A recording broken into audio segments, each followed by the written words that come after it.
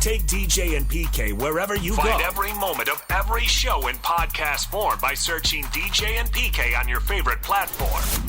This is DJ and PK on 97.5, the KSL Sports Zone. DJ and PK proudly presented by our title sponsor, Black Desert Resort, Utah's premier golf resort.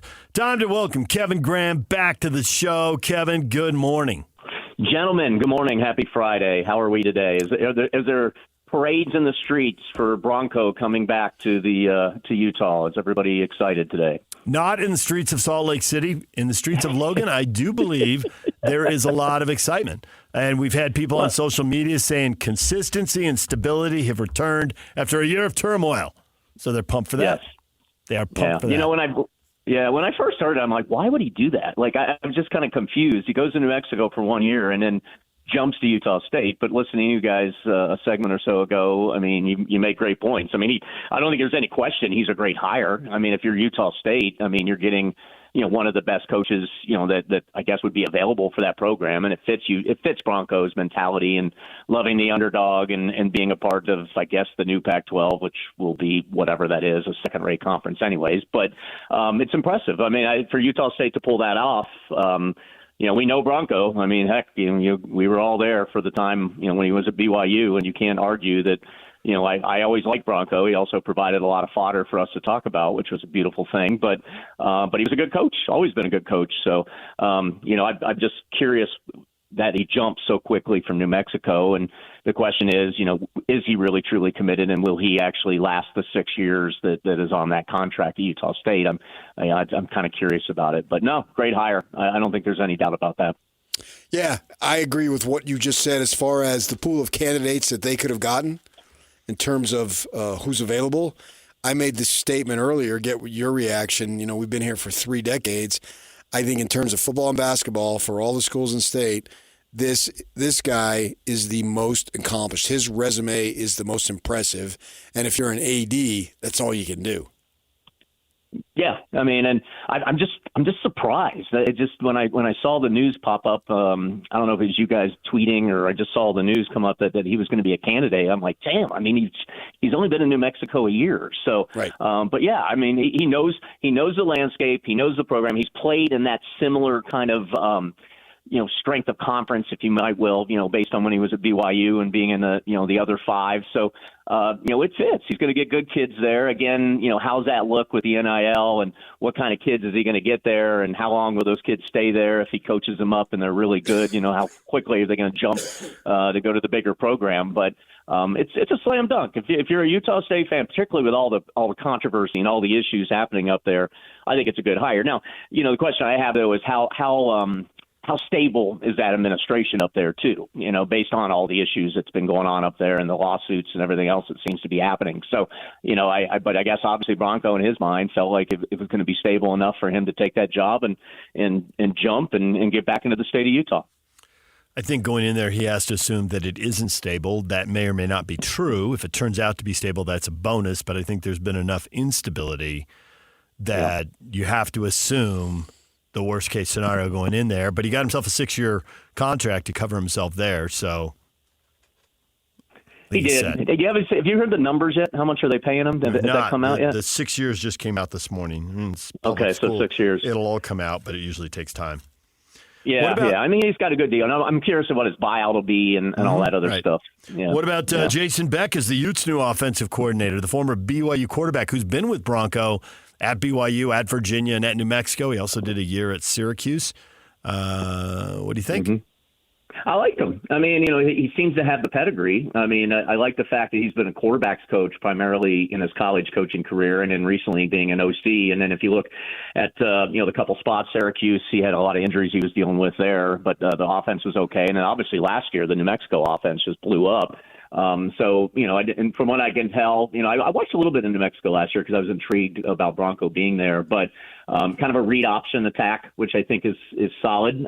Obviously, you're going to need a quarterback, and I see that the New Mexico quarterback has entered the transfer portal, I believe. So he has, yeah.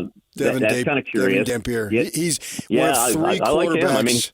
who ran he's one of 3 quarterbacks at the D1 level who ran for over 1,000 and passed for over 2,000.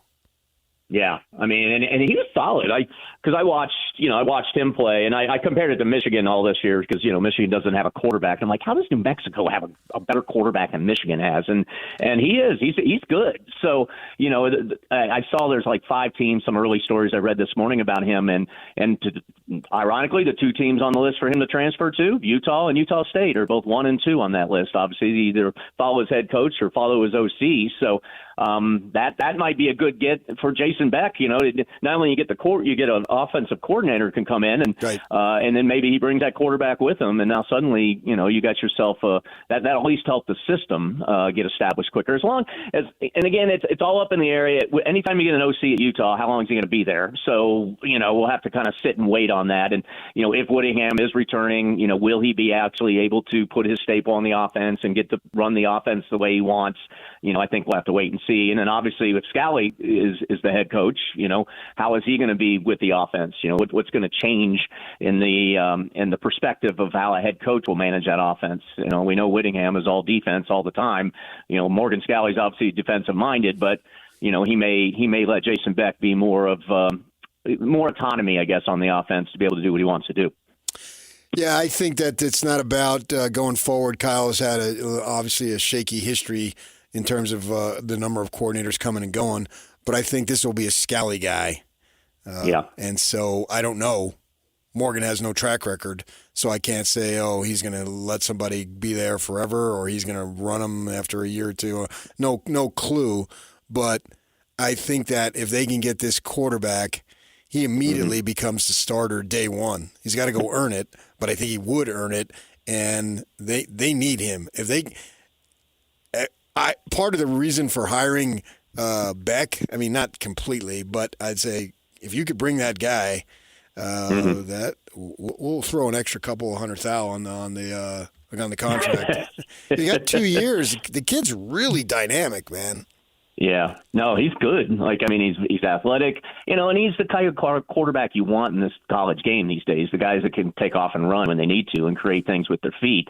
And I think the biggest thing too is anytime you bring a new offense in, it's getting all these players, particularly as Whittingham pointed out a couple of weeks ago, you got to simplify things because players are coming and going so fast. Well, if you can bring a new OC in and that OC can bring his quarterback that knows that offense inside and out, that's going to make for a much easier and quicker transition to have, I think, a successful offense. So, yeah, I agree with you. I mean, Beck is great, but I think maybe it's more exciting as they can get that quarterback in, and obviously they can pay him. So, pay the quarterback, pay Jason Beck, bring him in, and run the offense. They bring both Beck and Dampier in. I think they got a legitimate shot at finishing second. Second to BYU next year, is that what you're saying, or Arizona State? Arizona State, right? Yeah. Sun Devils run the league, according to PK. He's got 5 for 5 this week with 4 hoodies and 1 jacket. Oh man, good for him. When you're in a program or I know this very well as a Jets fan. When you're a fan of in a college program that sucks traditionally, that one time every, I don't know, what is it, PK? About every 30 years they emerge as a team that can win the conference in in whatever conference they're in at the time. So I get it, man. You should be very excited about that. I'd be all over it. You just better not blow it this week. I mean, can you imagine have the season you have and then you lose to Iowa State in the championship game? That would not be a good way to go. By definition, you're playing another really good team. So right, that's why you can imagine it. I mean, it's a 2-point spread, and Arizona State's leading receiver, who's been awesome, is out, and they don't have it's not like at BYU, if they lost one of their top 2 receivers, those guys were 1 and 1A, right? And it would suck to only have one of them, but at least you have one of them. There's no 1A established. Maybe some guy will come out and have a great game, but there's no established other threat at ASU. So I can imagine them. I'll be disappointed, but I always roll with it. I mean, it's not just hand the ball off to your running back, dude. That guy runs over everybody. So just give it to him 30, 40 times, and you'll probably win that game. 40, you're on to something. He's actually he's their second leading receiver. He's their next. There you go. He's their number 2 receiver. So 40 touches. They don't have to all be handoffs. You can throw it to him. Nope. He made an awesome catch on 4th down with the Utah ASU game hanging in the balance. Over the top of his helmet and tipping it to himself and Willie Mays tweeted out, "Wow, Willie Mays from beyond the grave. It was something. Was he gone then? I think he was, yeah. Yeah. How many years? What year is he, PK? What has he got left? Willie was like 89 or 90. Yeah. No, not that. I'm talking about the running back. What year is he? He's a senior. He's done. Oh, all right. That's a bummer because he's good. Yeah, so it's gonna be fun. It'll be I mean, Arizona State's got to win. And it's gonna be weird that I don't know if they'll jump Boise State or not. If Boise State can hold off UNLV, that game's today, right, or tonight? Yeah, 6 o'clock. Yeah. So I think you'll have a pretty good idea going in. But I really think Ohio, if Arizona State wins that game, they should get the bye, in my opinion. But again, this college football committee and whatever the hell they're deciding upon is pretty ridiculous. There it is. I've been waiting for this. I've been looking forward to this. No one complains more often, more thoroughly, and more consistently than you. You're the man. Everyone in college football is complaining. The ACC wants 2 teams in unless they want 3. The SEC wants 4 teams in unless they can get 5. And the Big 12 would like 2 teams, and they would like a first-round bye. And everybody can't get all of those things because the Big 10 and Notre Dame are getting a lot of them. Who has the most legitimate beef? As a guy who's been in the middle of a million beefs, both on the air and off, who's got the most legitimate beef? The way the rankings are set up, and I don't think people want to hear this, I think the SEC actually has a legitimate beef because it is the best conference along with the Big Ten. I mean, so you can argue this. You got Ole Miss on the outside. You got South Carolina on the outside. They have some really quality wins. And so really I think it's some of those SEC schools that have a beef. The ACC, yes, I think Miami has a little bit of beef, but don't go and lose to Syracuse in the last game of the year. So, I mean, you shouldn't that was just a bad loss, and the timing of that loss is terrible because, again, as we know, if you have BYU saw this, if you have a loss later in the year as opposed to earlier in the season, I mean, look at Notre Dame, they lost in Northern Illinois, and so, that doesn't matter anymore. They're safely into this thing. So, what I think is going to happen, you're exactly right, DJ, the yelling and the screaming and all that, and they brought it upon themselves because they've expanded to 12 teams. Well, you know what they're going to do next? They're going to expand it to 16 next. Yep. Do you know why? Because the SEC, yes, and the SEC, and it won't be for the benefit of the Big 12 and the ACC guys. It's going to be the benefit of the SEC and Big 10, so they can get even more teams in the playoff. So, that's what I kind of see eventually happening. But for now, it's just. I don't know. The other thing I'm curious about is when the games are actually played in the playoff, how good are some of these games going to be? Because Boise State gets a bye, and then what? They're going to play in the second round. What are they going to get? Ohio State or no? Actually, they would get based right now. They get Arizona State or Penn State as one of the scenarios I'm looking at. I mean, Boise State versus Penn State. I mean, I don't know. I know Boise State back in the day used to be the giant killer, but how competitive that game really going to be? I could see Penn State just wiping them all up and down the field. And so I think they're going to have to really look at the seeding system too, because I think there's a potential that some of these games are not going to be really good games. I'm not a believer in Indiana, to be honest with you. They're sitting there at number 10. They're going to get spanked by Georgia. So I mean, some of these games I just don't think are going to be very good. But I think long term they're just going to add more teams, and it's not going to be the benefit of the other 5 or the ACC or the Big 12. It's going to be the benefit again, or benefit rather of the SEC and Big 10. That's just what's going to happen. You said some good stuff in there that I agree with. The losing late, absolutely, that's a problem for Miami. But how could they lose to Syracuse? Syracuse was 9-3. Syracuse went out and beat a ranked Vegas team. Meanwhile, you said the SEC's great. The SEC lost to Toledo. The SEC lost to 6-6 Cal. They lost to 6-6 USC. They lost to 3-9 Oklahoma State. They lost to Georgia State, who's not even a bowl eligible G5 team. Why do we think the SEC is great? Because I'll give you a couple win of them. the national championship, don't they? Don't they win in the end? Isn't usually not now that everybody has money. A lot of them have been. No. Now that everybody's paying players, last year they didn't have a team in the title game, let alone win it. They weren't even in the title game. That's true on that. Yeah, that's true last year. And but everybody else has money, and they travel. As soon as they travel, Vegas, the LSU games in Vegas, and LSU loses to USC. You go to Atlanta, everything's 3 or 4 hour drive away. It's basically a home game. I mean, fans and BYU fans have both turned Vegas into a home game, and it's 6 hours away. This stuff's all done in their backyard in New Orleans and Atlanta. Of course, they look good.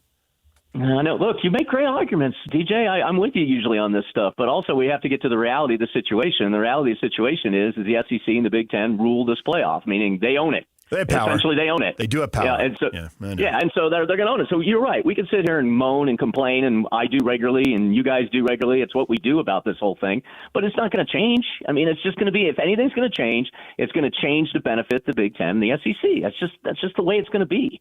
And I don't know. I don't like it. But at the same token, it does provide interest. It provides excitement. I'm going to watch every single freaking championship game this weekend because, for the most part, that's what we do, and especially the Big 12 one because that has a big impact on things. I think today's UNLV-Boise State game's big. What if UNLV knocks off Boise State? So now UNLV suddenly is jumping in. Now Arizona State, they would get a bye at least if that happened. But, it's I don't know. It's fun. I like the expansion because there's so many more storylines to talk about, and it does provide intrigue because more teams get in, but we just have to know what it's all about, and it's about how is it going to benefit the SEC and the Big Ten. And I think what the SEC and Big Ten are realizing is, like, we're going to have to expand this because we have more teams in our conference now, and it's confusing things. It's like, okay, well, they didn't play each other, but these two teams played each other. So that's why I think they're going to expand it out, and we'll go to 16 and go from there. Got anything to say about the NFL? We kept you on college this whole time. I'm sure you have one either complaint or one hot NFL take. The Lions are going, last night's game, great game, and I tweeted this, and I do believe it because it happened last year. Dan Campbell will be the reason the Lions don't win the Super Bowl this year because he is going to make a dumb fourth down decision. He did it last night, and it worked. Fourth down, from the 21-yard line or whatever he did, and they got it done. And he got the first down, then he kicked the field goal to win. There would be a time, and it happened last year. If you guys remember, in that game against San Francisco in the NFC Championship game, he made some decisions to go for it on fourth down and then didn't work, and it ended up costing the game. And I feel like the same thing's going to happen this year. The other thing about the Lions to watch out for is they have the third most difficult schedule going down the run. They got to play Buffalo, they got to be at Chicago, at San Francisco, and then they got Minnesota at home to end the season. So even though the Lions right now are looking, they have the 12-1 record and the best record in the league, be a little leery of that. Don't be surprised if Philadelphia creeps up there and gets the number one. Philadelphia, by the way, has the 23rd most difficult schedule to play, and their two winning teams they have to play are just Pittsburgh and Washington. The other teams are losing records. So keep an eye on that. The Lions are good. There's no doubt about it. But I think that gambling, it's gonna bite Campbell in the rear end again. I just see it. It worked last night, but man, imagine if Goff couldn't get that handoff to the running back when he was falling down, and suddenly Green Bay gets the ball back and they win by a field goal. Right there in the final seconds. It's crazy to me that he gets away with these things, but keep an eye on that. Be aggressive, they said. Then the coach is aggressive and it works, and he's still wrong. Tough gig, but I guess that's why they get the money. That's why they get the money. Though. Yeah, well, exactly. But trust me, it happened last year in the championship game. I think it was 2 fourth down decisions. He decided to go for it, and he failed, and it cost him the game. I get it, man. I love the gambling, and the players I obviously love it too. And that team Dave Campbell is like the perfect coach for Detroit. That blue collar, just in your face. He's perfect. But he does also take some big gambles, and last night was a huge gamble, but it worked. So. We'll see, but I can see it. I can see it blown up in their face once they get in the playoffs. But we'll wait and see, I guess. Thank you, Kevin. And the Jets suck. The Jets suck. I love you guys. Enjoy your weekend of watching football. Have a great time up there in Logan and celebrate Bronco coming in. It'll be interesting. I'm looking forward to seeing how he does up there. That it will definitely be. It'll be interesting. All right. Thank you, Kevin. Yep. DJ, PK, Kevin Graham. He joins us every week here on The Zone to talk football. When we come back, everything you missed in this show, coaching hires, alleged basketball news that you should have already known. We will get to that next. Stay with us.